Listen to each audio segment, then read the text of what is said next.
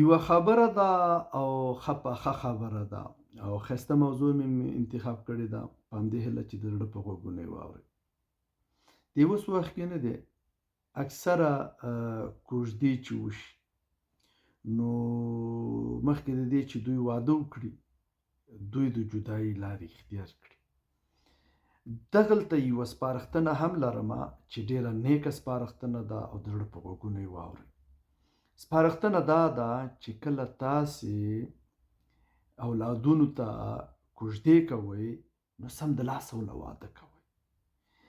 که تاسې متوجه شئ پخوا به کله کوژده وشوه، نو د نجلۍ کورنۍ یا نجلۍ به هېڅکله خپل د مېړه کورنۍ حتی غټو وړو ته مخ نه ښکاره کوه او پټه به تر هغې پورې چې د دوی واده وشي.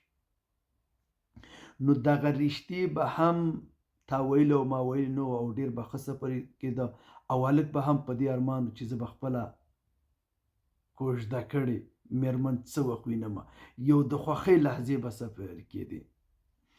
نو اوس چې کله کوژده وکړي، نکاح یا کړي یا نه، او بس ورور ټلیفون واخلي او په خبرو باندې ایسته مناسبات خراب کا، واده لا راغلی نه چې دوی جدایي اختیار کړي.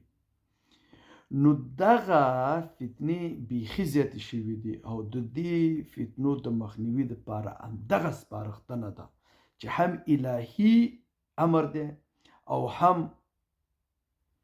عقل دا وایي چې دا لاره ورته غوره شي، ځکه چې ګټه یې ډېره ده. الهي امر دا دی چې الله پاک په قرآن کې وایي چې تاسې خپلو کشرانو ته هغه چې تاسو ته مسؤلیت راجع دی ودونه وکړئ. د واده په کولو سره رزق هم پراخیږي، مسؤلیت هم خلاصیږي، نو د فتنو مخه هم نیول کیږي. نو اوس وخت کې د ټلیفون ډېر کار خراب کړی دی.